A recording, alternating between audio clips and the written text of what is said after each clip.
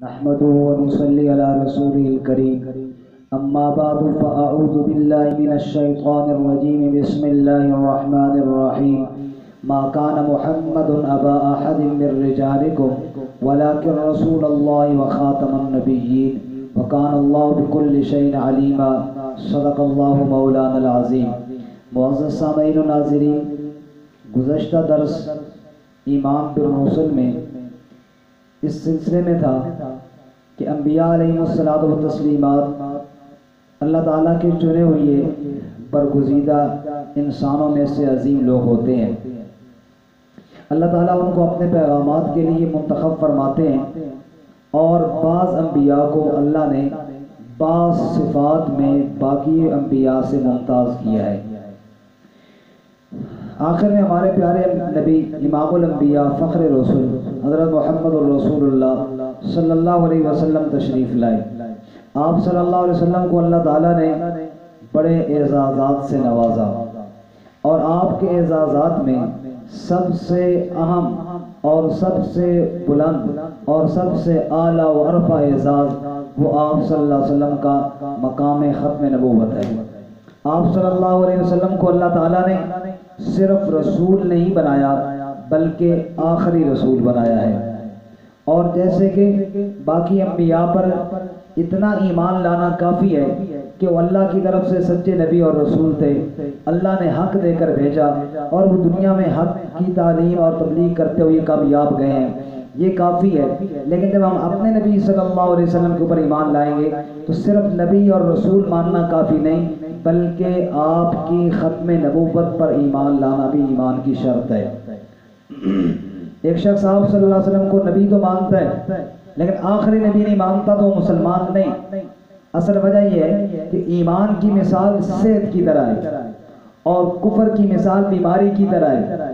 صحت مند بننے کے لیے ساری بیماریوں سے انسان کو بچا ہوا ہونا ضروری ہے، تب صحت مند ہوگا، اور بیمار بننے کے لیے ساری بیماریاں لگنا ضروری نہیں، ایک بیماری لگ جائے تو بندہ مریض ہے. اسی طرح ضروریات دین میں سے بنیادی عقائد میں سے ایک عقیدے کا انکار انسان کو کفر تک لے جاتا ہے، تو ختم نبوت بھی بنیادی عقیدہ ہے.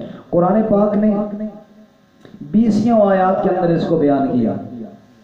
میں نے جو ابتداءً آپ کے سامنے آیت پڑھی اس کے اندر تو روز روشن کی طرح بالکل واضح اللہ نے فرمایا ما کان محمد ابا احد من رجالکم ولکن رسول اللہ وخاتم النبیین. محمد صلی اللہ علیہ وسلم تمہارے بالغ مردوں میں سے کسی بڑے مرد کے باپ نہیں، وہ اللہ کے رسول ہیں اور اللہ کے آخری نبی ہیں.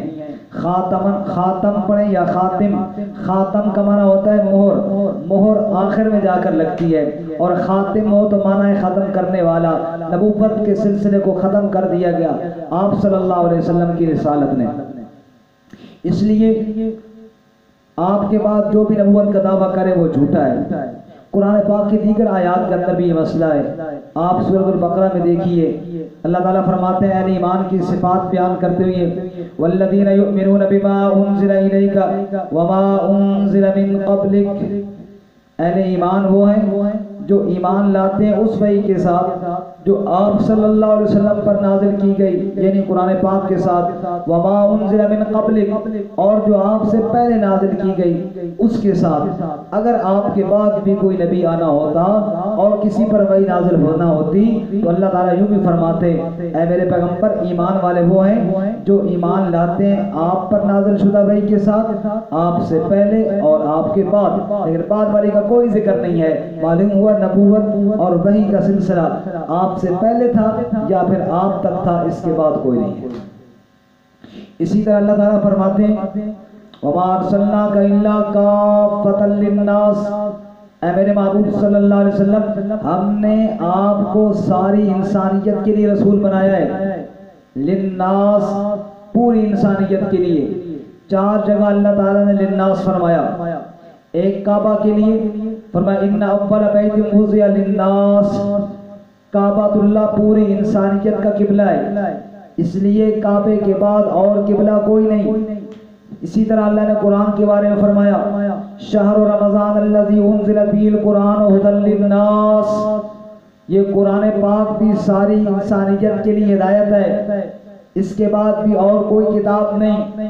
امت کے بارے میں فرمایا کنتم خیر امت اخرجت للناس، یہ امت بھی بہترین امت ہے، اسے ساری انسانیت کے لیے نکالا گیا ہے، اس امت کے بعد بھی اور امت کوئی نہیں۔ اور نبی کے بارے میں فرمایا ما ارسلناک الا کافۃ للناس، اے میرے محبوب ہم نے آپ کو بھی ساری انسانیت کے لیے رسول بنا کر کے بھیجا ہے۔ تو کیا ثابت ہوا کہ قرآن کے بعد کتاب کوئی نہیں، کعبہ کے بعد قبلہ کوئی نہیں، امت کے بعد امت کوئی نہیں، تو نبی کے بعد نبی بھی اور کوئی نہیں ہے۔ یہ ساری انسانیت کے لیے اللہ تعالیٰ نے رسول بنا کر کے آپ کو بھیجا ہے۔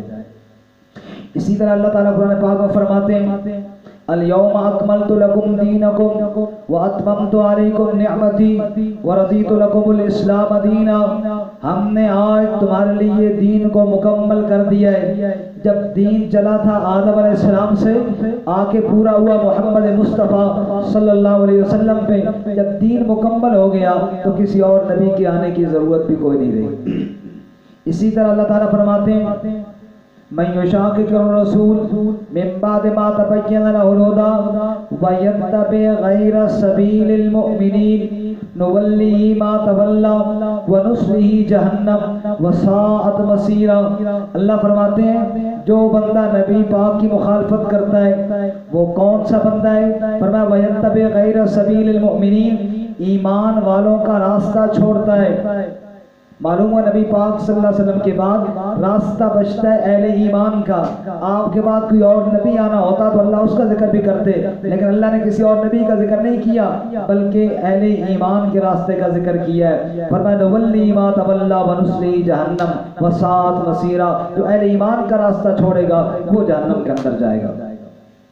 اسی طرح اللہ تعالیٰ قرآن پاک میں فرماتے ہیں یا ایھا الذین آمنوا هل ادلکم علی تجارۃ تنجیکم من عذاب علیم تؤمنون باللہ ورسولہ وتجاہدون فی سبیل اللہ باموالکم وانفسکم ذالکم خیر لکم ان کنتم تعلمون۔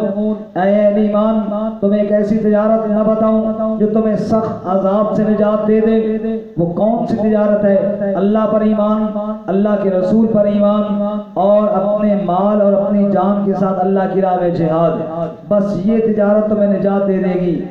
دیکھو بھائی یہاں پہ اللہ تعالیٰ نے انہی چار چیزوں کو مدار نجات قرار دے دیا ہے۔ اگر کسی اور نبی نے بھی آنا ہوتا اور کسی اور پر ایمان لانا ضروری ہوتا تو اللہ یہاں نجات کے لیے اس کا ذکر بھی کرتے ہیں۔ اس لیے اللہ تعالیٰ دوسری جگہ پہ فرماتے ہیں وَإِن تُطِيعُوهُ تَهْتَدُوا، فرمایا اگر تم میرے محبوب حضرت محمد صلی اللہ علیہ وسلم کی اطاعت کرو گے تو ہدایت پاؤ گے، ہدایت پاؤ گے۔ یہ ایک واحد کی ضمیر ہے تطیعوہ، صرف محمد مصطفیٰ صلی اللہ علیہ وسلم کی، آپ کے بعد کسی اور نبی نے آنا ہوتا تو اس کا ذکر بھی ہوتا لیکن نہیں ذکر کیا گیا۔ تو قرآن پاک کی یہ ساری آیات، اس کے علاوہ بھی آیات ہیں جہاں جہاں آپ کی رسالت کا ذکر ہے کہ عالمی رسالت ہے، وہ اسی لیے ہے کہ آپ کے بعد اور نبی کوئی نہیں ہے۔ فرماتے ہیں تبارک الذی نزل الفرقان علی عبدہ لیکون للعالمین نذیرا، ہم نے آپ کو سارے جہانوں کے لیے نذیر بنا کر کے بھیجا ہے۔ تو میرے بھائیوں اور میرے بزرگوں، ختم نبوت کا مسئلہ قرآن کی 20 آیات کے اندر موجود ہے، اسی طرح احادیث کے اندر موجود ہے، اسی طرح امت کا اس بات پر اجماع ہے، اسی طرح عقل کا بھی تقاضا اور قیاس کا بھی تقاضا ہے کہ آپ اللہ کے آخری نبی ہوں، آپ کے بعد اور کوئی نبی آ سکتا۔ یہاں پہ ایک چھوٹا سا سوال کہ عیسیٰ علیہ السلام کا نزول صحیح حدیث سے ثابت ہے، اور بعض لوگ جو ختم نبوت کے عقیدے کے منکر ہیں مثلا قادیانی، وہ اس بات کا بھرپور رد کرتے ہیں او جی عیسیٰ علیہ السلام بھی تو آئیں گے نا، وہ نبی نہیں ہے۔ تو بڑا آسان جواب ہے، ضد بندے کے اندر نہ ہو تو عیسیٰ علیہ السلام یہ وہ رسول ہیں جو پہلے گزر گئے، کوئی نئی رسالت لے کر نہیں آئیں گے، کوئی اللہ تعالیٰ نیا نبی نہیں بنانے والے۔ عیسیٰ علیہ السلام ان کو رسالت پہلے مل چکی ہے، اور جب یہ دوبارہ آئیں گے تو بحیثیت رسول بھی نہیں آئیں گے، بحیثیت نبی نہیں آئیں گے، بلکہ بحیثیت امتی آئیں گے۔ تو عیسیٰ علیہ السلام کا دوبارہ آنا یہ رسول ہونے کی حیثیت سے نہیں، امتی ہونے کی حیثیت سے ہے، لہٰذا وہ اس بات کے منافی نہیں بات یہ ہو رہی ہے آپ کے بعد کوئی نئی رسالت اور نئی شریعت لے کر آنے والا کوئی ایسا نہیں جو کہ میری طرف وہی آ رہی ہے اور مجھے یہ حکم دیا جا رہا ہے۔ یہ آپ نے وحی کا سلسلہ آپ صلی اللہ علیہ وسلم پر ختم کر دیا ہے۔ تو بنیادی عقائد میں نبیوں کے اوپر جو ایمان لانا ہے، اپنے پیارے نبی صلی اللہ علیہ وسلم پر ایمان لانا ہے، تو آپ کی ختم نبوت پر بھی ایمان لانا ہے۔ اللہ ہمیں یہ عقیدہ نصیب فرمائے اور مرتے دم تک اللہ اس پر قائم رکھے۔